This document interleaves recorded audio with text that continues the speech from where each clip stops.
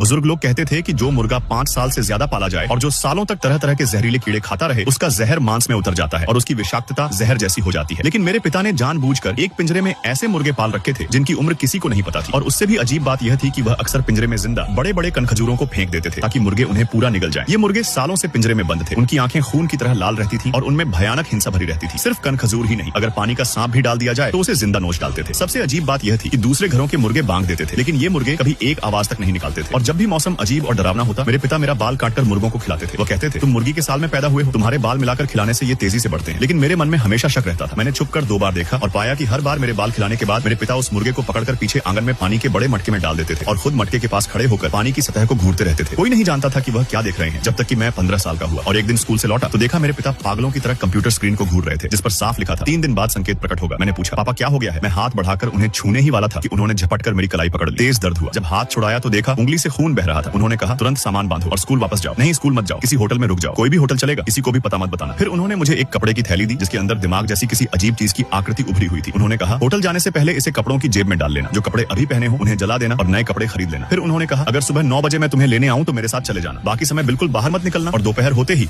वहां से निकल जाना। मेरी नोटबुक में लिखे पते पर अपने बड़े पिता के पास जाना। उन्होंने मुझे एक चाकू दिया और कहा, अगर कोई तुम्हें पकड़ने आए तो पूरी ताकत से वार करना और तुरंत भाग जाना। इतना कहकर उन्होंने मुझे बाहर धक्का दे दिया और दरवाजा जोर से बंद कर लिया। मैंने कितना भी पुकारा, उन्होंने पलटकर नहीं देखा। उन्होंने कहा, याद रखना, अगर कोई परछाई में खड़ा होकर तुमसे बात करे तो जवाब मत देना। मेरी बात मानो, वरना मुझे अपना पिता मत मानना। मजबूरी में।